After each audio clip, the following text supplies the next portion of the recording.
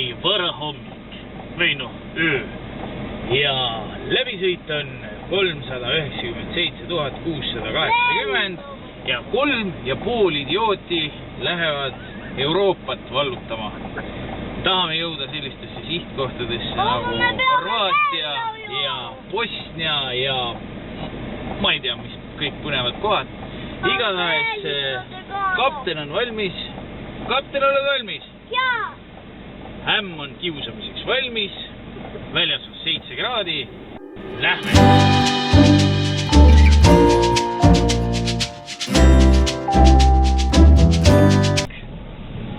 Tere hommikust!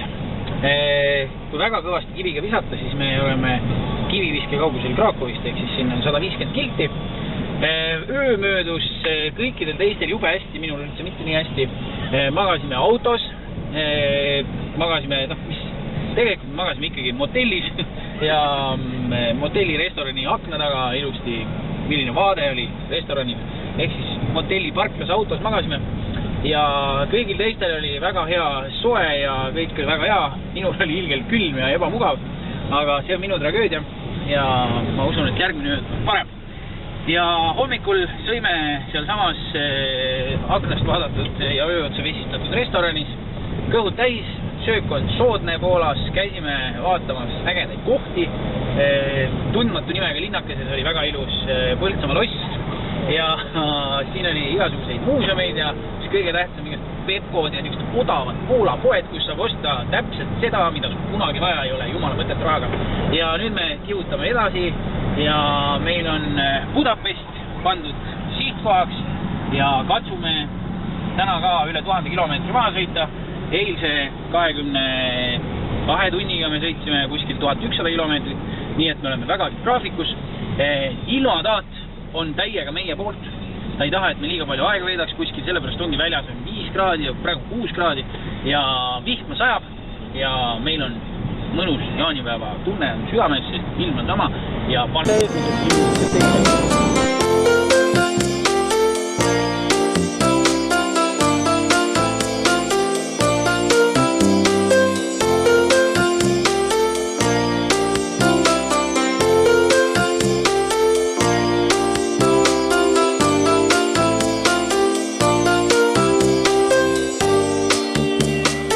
tere hommikust. Kuupäevast enam veel aimugi. 15 on meil.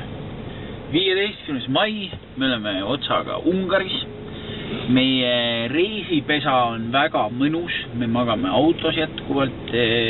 Täna leidsime ühe vahva tankla ja rahvast palju ei ole. Tuleb teha kohvi kogu aeg ja praegu tegime esimest korda ise kohvimasinaga autos kohvi. Kõik juhtmed läksid tuliseks ja hästi pehmeks, nagu tahaks ära sulada. Aga kohv sai hea, kõik on mõnus. Ja täna tuleb tõenäoliselt meie reisi kõige kreisim päev, sellepärast et me läheme Serbiasse. Ja me peaksime täna jõudma ka läbi käia Bosniast.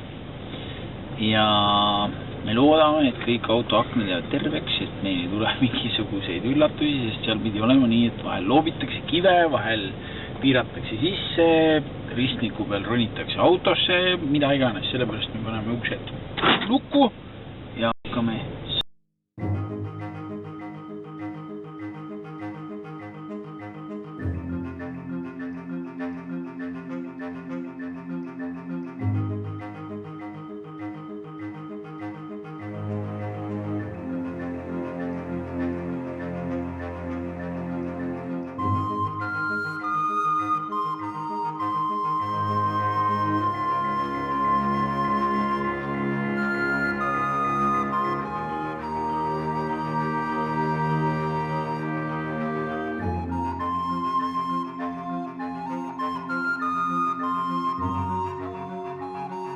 Me oleme nüüd otsapidi Horvaatias ja käisime Serbias ja täitsa edukalt käisime Serbias ja ainult ühel põhjusel me käisime Serbias söömas.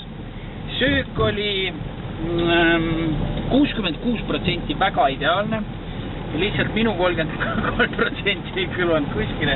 Ühesõnaga, kõht sai täis, midagi hullu ei olnud.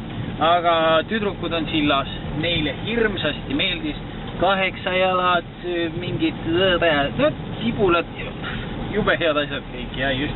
Ja nüüd me oleme Horvaatias, meil on täna veel üks väga oluline jõnks vaja käia. Me peame käima veel ühe korra söömas ja seekord meil on plaanis minna sööma Bosniasse. Ja õhtuks on meil broneeritud selle reisi esimene majutus ja see on meil siis Horvaatias ja seal me siis peaksime plaanide kohaselt veetma 2 päeva. Aga nüüd on meil Horvaatiasse sisenemise piir, kus on veel pikem järjekord kui Serbiast väljumise jaoks üldse oligi, nii et saame. Nii ja vaatame, mis tagaistmel toimub. Tagaistmel üldiselt on meil väga vahva reis.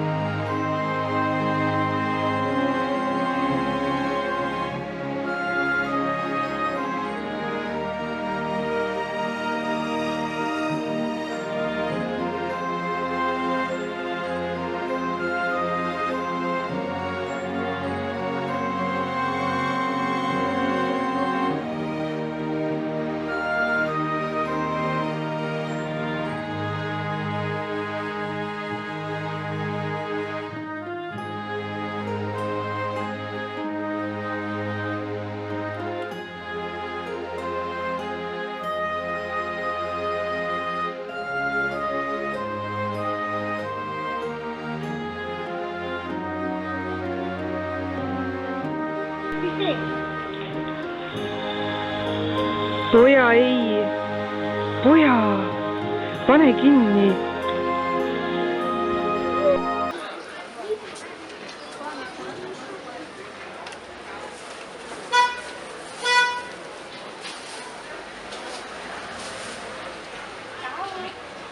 Okay.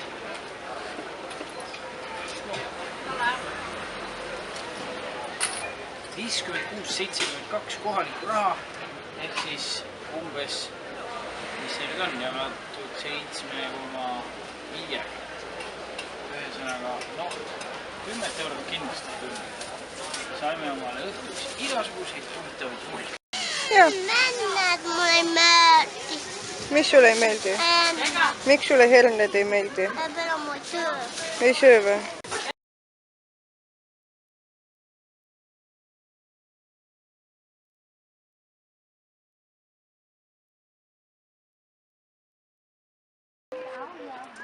Nüüd on tee meid toonud Puula linna ja siin on üks maailmas paremini säilinud amfiteater, mis siis ehitati 1. sajandil ja see on päratu suur ehitis 20 000 istekohaga ja külastab seda siis kirjade järgi 400 000 ja peale inimest aastas. Nii et igati vinge vaatamisväärsus. Ja mis on veel huvitav selle juures, et mida ma ei ole varem kohanud, et siin justkui käib nagu restaureerimine ja samal ajal nagu ma ütleks, et ka ehitamine, et kui me vaatame seal seda sektorit, siis see on nagu praktiliselt uuesti ehitatud. Et sellist asja mina varem kohanud ei ole, et tavaliselt hoitakse neid varemeid nii, nagu nemad on, võimalikult hästi säilitatakse, siis siin justkui nagu ehitatakse juurde. Tuul! Mina või? Otsin ämmale merekarpe, sest ämm ütles, et merekarpe siin ei ole. Ongi nüüd. Mõni on katki, aga ikkagi on. Aga me oleme jõudnud mere äärde, siinsamas Puulas oleme. Ja Aadria meri. Aadria meri, jah. Peaks olema. Ja ega siin nagu randa kui sellist väga ei ole, aga sellist mõnusalt kivist parasjagu klaasikilde täis, aga mugavasti vahvat merd on siin küll ja sellist randa. Ja muidugi on idüllile lisab alati vürtsi see, kui kalapaat läheb poita, nagu päris. Kuidas sulle reis meeldib? Hästi. Kas tahad juba koju ka minna? Ei taha, ma tahan näidata.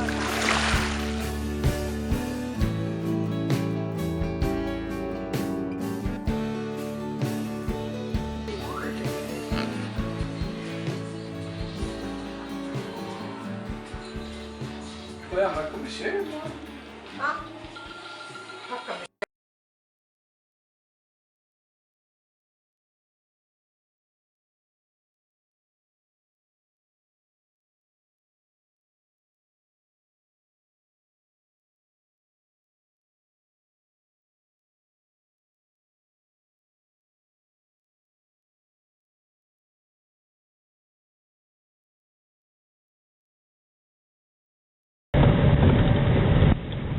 Kus me lähme? Me otsustasime täna, et kuna me saime üheks ööks jääda kauemaks Puulasse, sest meile see väga meeldis, siis me täna otsustasime, et me võtame auto ja kolame ühte suvalisse kohta, mis kaardi peal tundub põnev. Ja me oleme nüüd tulnud peaaegu 15-20 kilomeetrit kodust oma reisikodust eemale ja keset metsasid me oleme kruusatee peal. Tuli mingi piiripunkt, kus muidu justkui peaks maksma hirmsasti raha. Praegu oli ristid igale pool peale tehtud, et raha meie käest ei küsita, aga me ei tea ka mille eest siin üldiselt raha küsitakse ja kuhu me sattunud oleme ja mis piir see oli. Igatahes siin tohib sõita 20 kilomeetrit tunnis, see on täiesti metsik loodus ja keset seda metsikut loodust on üksikud sildid, et baar jääb paremale ja suveniirid jäävad vasakule ja ühesõnaga mingid sellised väga huvitavad sellised sildid, et neid päris täpselt ei teagi. Tundub nagu mingisugune loomapark, aga kuna siin piirkonnas ikkagi paistab, et hooaeg veel ei ole hakanud, siis kõik sellised suveniiriputkad, kõik sellised asjad on kinni. Aga kolame edasi, vaatame, mis saab, kuhu me välja.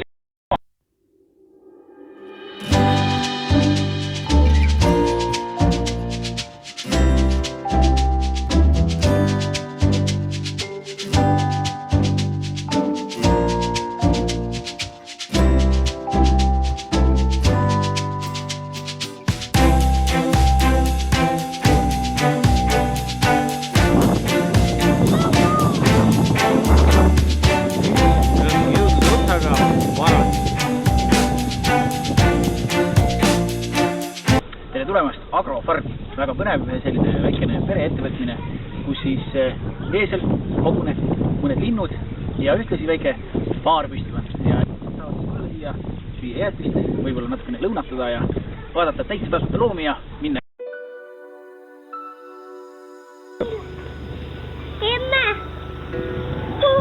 Ole sa Nuustakul või agroturismi farmis kuskil paradiisis jäätis sooja ilma lävik.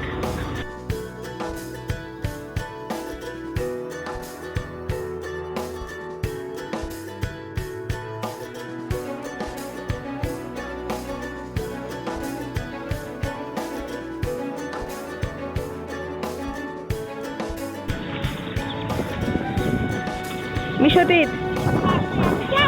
Kelle juures me oleme? Kes see teine on?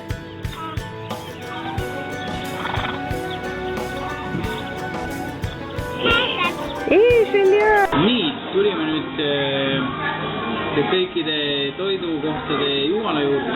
Ühesõnaga tulime restorani McDonaldsisse Horvaatias, et selgeks saada, kuidas siis kohalik hinnatase on. Ja võtsime 3 Big Maci, mida keegi nagunii ära süüa ei jõua ja lapsele ikka Happy Meali ka, sest mänguasjad on vahvad on ju. Ja kokku läks meil 20 eurot. 18 eurot, jah.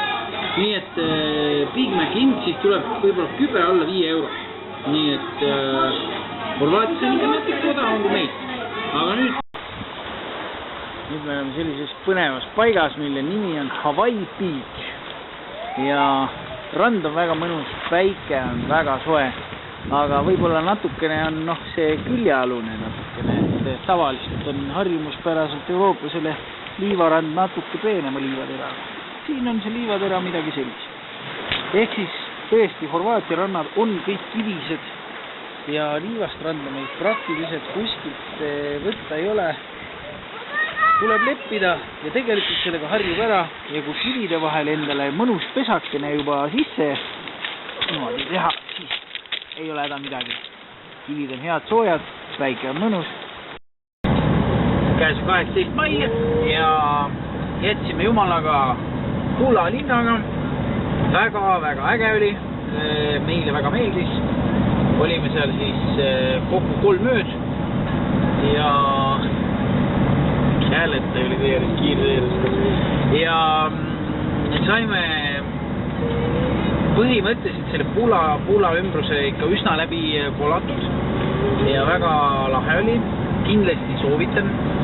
Arhitektuur pigem itaaliapärane, natukene selline, võõras, et see on tegelikult päris suur linn, aga ta jätab sellise hubase väikelinna mulje, mis on hästi mõnus. Ja nüüd me otsustasime, et ega normaalselt kunstinimesed ei saagi teha plaani ette ja siis minna mööda plaani, et me ei lähe veel kodu poole, kuigi plaanis oli. Pigem jätame selle viimase sõitmise niisuguse järjest sõitmiseks jällegi, aga keerisime rattat hoopis tükis täna Itaalia peal. Nii et lähme vaatame Lido di Jesolo Beachi, kus me oleme mõned aastad tagasi käinud. Lähme vaatame üle Veneetsia. Vahepeal põikame läbi ka Sloveeniast ja siis hakkame sõitma kodu poole ehk võib-olla vist.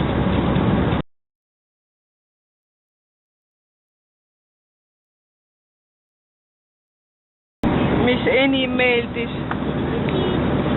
Kõik. Ei nagu kui üks võtta. See punalind. Läimes. No Läimes. Sobib. Mis sinule meeldis Horvaatias kõige enam? Reisikodu või? Juhei!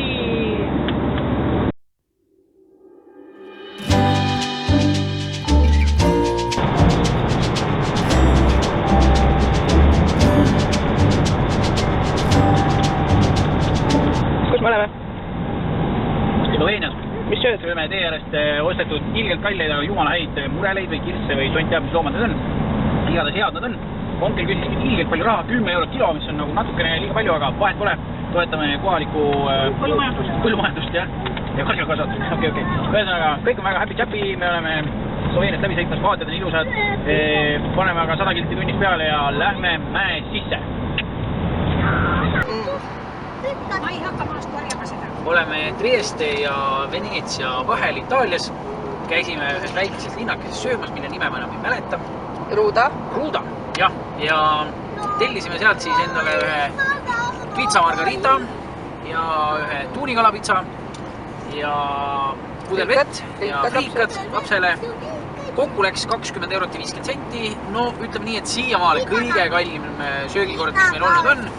Ja pizzaga ja väike saatejuht ikka peab kõik oleks öeldud, jah. Kõige kallim söögikord, mis meil seni olnud on tõesti.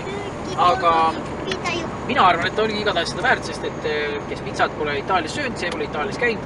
Meie oleme tegelikult seda juba enne ka teinud, aga ämmakesega pidime ikka minema pizzat sööma.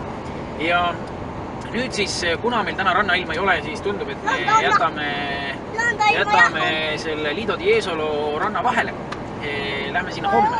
Aga katsume täna vaadata ära siis põgusalt tämmale näidata ka Veneetsiat. Sellepärast, et Veneetsias ikkagi õhtuvalguses on see ilu kõige ägedam. Nii et vaatame, kuidas edasi läheb ja muudku seikleme. Nüüd me olemegi Veneetsia südames. Ja linn, mis on siis täiesti vaiede peale ehitatud ja seda on täiesti huvitav kogeda sellisel ajal, kui tegelikult meil ei olegi päriselt hooaeg. Ehk siis rahvast on haruldaselt vähe. Inimesed.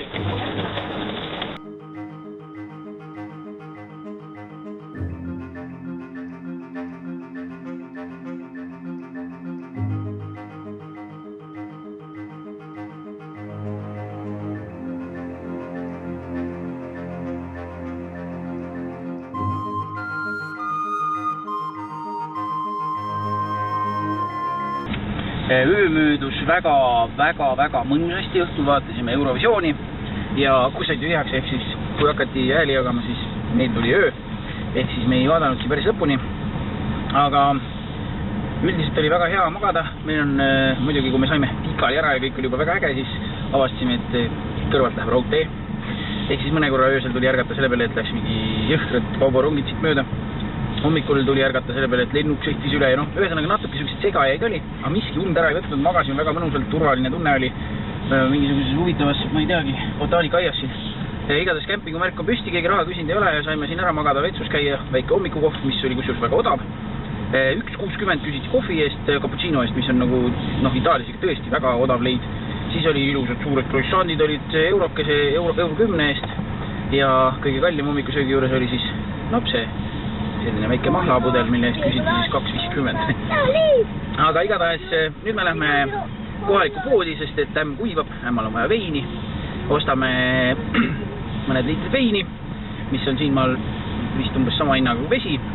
Ja siis me hakkame juba minema Mäkke.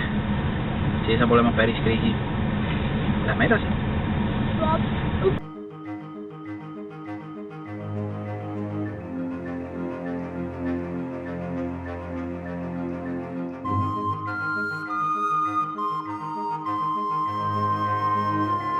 Nüüd Itaalia ja Austria piirile põhimõtteliselt.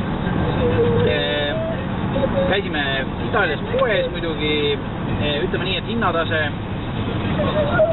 toidukaup isegi võib-olla natuke kallim kui meil, aga alkohol imeodav.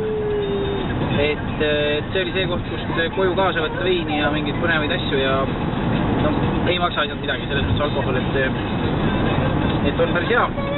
Siis kütusehinnad muidugi metsikud, 1,60, 1,70 oleneb kohast, kohati 2 euro peale. Ja nüüd me hoiamegi veidi hinge kinni, et me saaksime nendest kallistest riikidest läbi, nii et ei peaks tankima.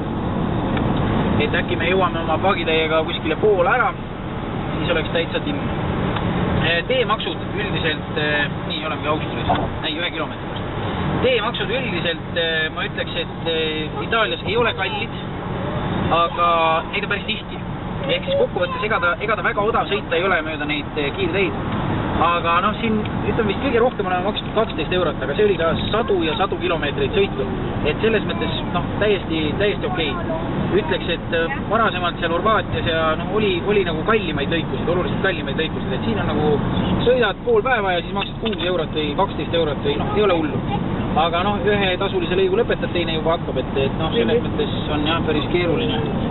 Nüüd me peame vaatama, kust me saame vinjetid omale.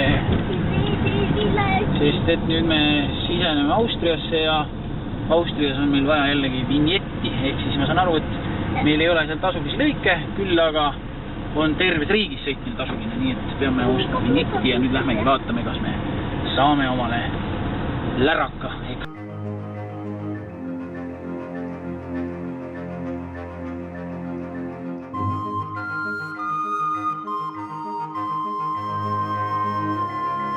Nüüd oleme otsaga vahvas riigis nimega Tšehhi Vabariik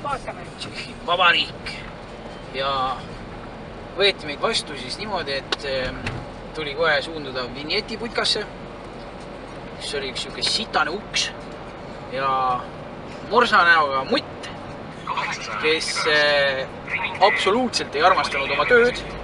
Tõenäoliselt ta oli sündinud pigem ooperilauljaks, aga ta nüüd peab oma päevakesi veeretama seal akvaariumis ja teavitama kõikidele inimestele, et ta ei räägi mitte ühtegi keelt.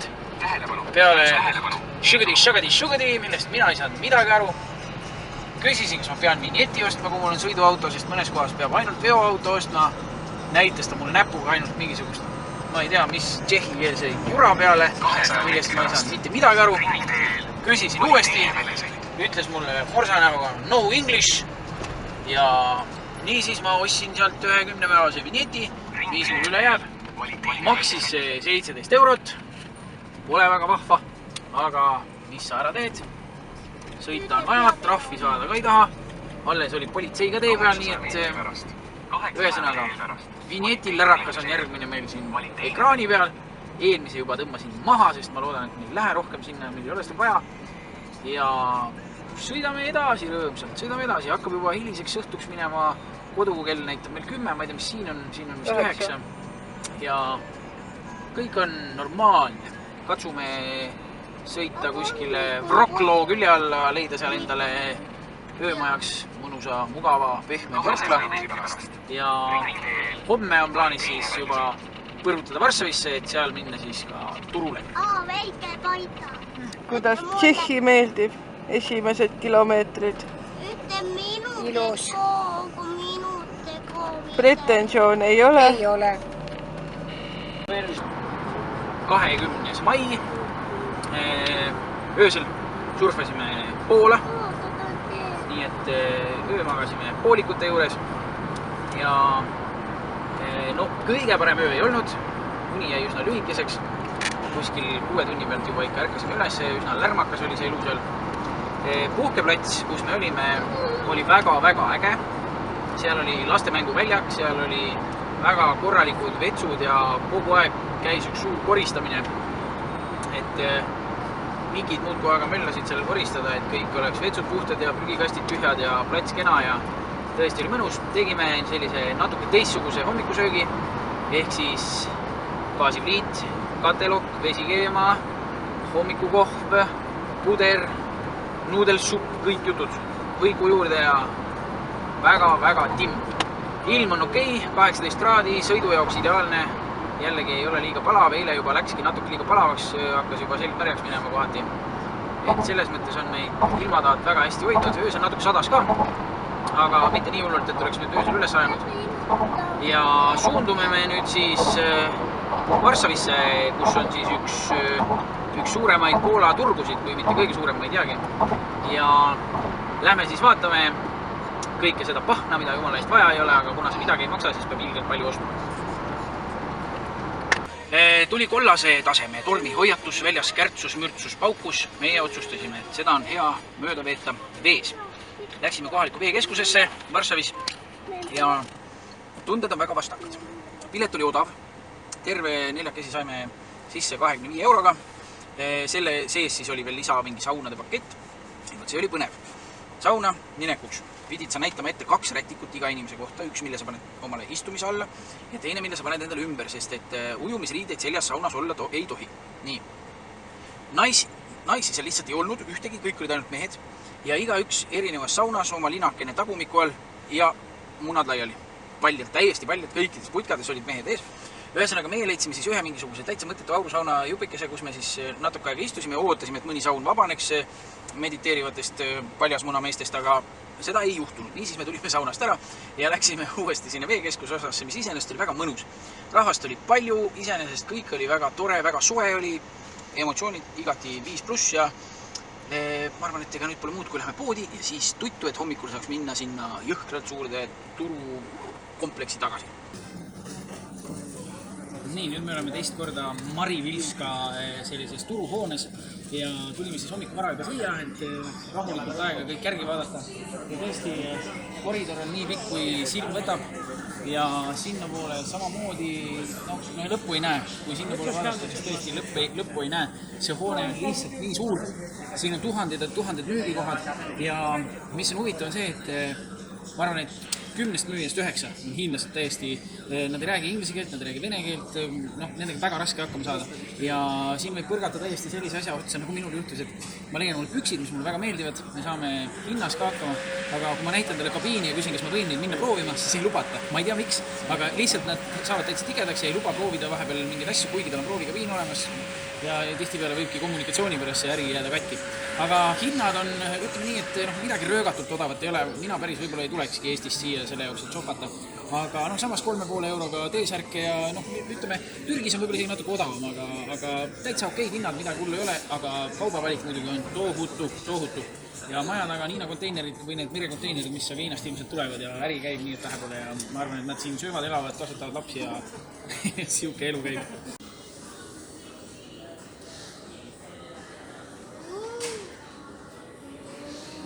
Turul tehakse muidugi kõige võimalikuga raha, nimelt kui tahad, siis 10 sloti eest, mis on siis 3 eurot midagi, saad rentida sellise vahva autokese nagu meil poodides, et lapsel oleks natukene vahvam sõita.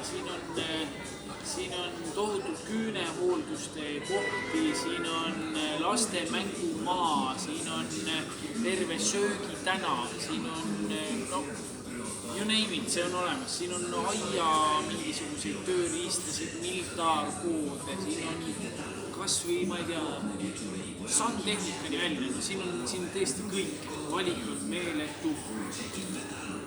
Käisime siis Marivilska 44 niisugune põnev turg Varssavis ja me läksime sinna hommikul umbes kella 10 paiku ja nüüd on kell 2:30 ja me võime panna käe südamele ja öelda, et me ebaõnnestusime. Ei suutnud kõike läbi käia ennem sai isu ikka väga täis, tuhanded ja tuhanded ja tuhanded müügikohad. Ja tõesti huvitav on see, et ma arvasin, et hiinlased on sellised avatud müüjad, et nad tõesti tahavad oma kaupa müüa. Vähemalt kui nagu internetist midagi tellida, nendega suhtluses olla, siis nad on väga nii, et kiida mind ja ma teen sulle kõik, mis maailmas võimalik on. Aga tõesti nii ei olnud. Pigem olid nad sellised, et mida sa tahad siit, mul on vaja lapsega rääkida või mul on vaja olla ühenduses Hiinaga läbi videosilla või mul on vaja süüa või ühesõnaga ei olnud sellist, nad ei müü. Ehk siis nad on täiesti niimoodi, et just nagu kõik muu tegevus oleks olulisem kui müümine. Aga saime töösärke, saime teesärke, ütleme minule tööpluusid, kui ma muidu ikka olen sunnitud ostma neid mingi 20 euroga, siis siit ma sain 30 slotiga, mis see teeb siis meil mingi 9 eurot äkki või? Noh, ei ole nagu väga odav, aga ikkagi poole odavam kui Eesti poodides. Siis teesärgid umbes 3 eurot, 3,50, bokserid 2 eurot sentidega. Väga hinnad selles mõttes nagu ei ole röögatult odavad, ei ole päris nii nagu AliExpressi võtad lahti ja hakkad tellima. Aga on siiski praktiliselt poole odavamad kui meil. Ja pood oli tõesti liiga suur. Mis veel üllatas oli see, et toidukohtade tagaruumid ja poodide nii-öelda tagaruumid või et oli nagu söökkõrandal niisugune mustus, ei olnud nagu erilist emotsiooni. Kui me eile käisime seal ühes söögikohas söömas, tõesti imeline söök oli, siis täna enam ei lähe, sellepärast et me nägime, mismoodi seal toorainiga ümber käiakse ja mis hais seal toidukoes oli, ei kutsunud enam. Nii et nüüd me suundume IKEA-sse ja lähme vaatame IKEA söögikoha, loodame, et seal on kõik titi-miti, puhas, kena, kõik hästi ja sööme kõhud täis ja siis ilmselt hakkame vaikselt kodu poole edasi veerema. Meil on umbes 1000 kilomeetrit koju, meil on veel mõned päevad aega, vaatame, kuidas tuul puhub ja mis elu toob.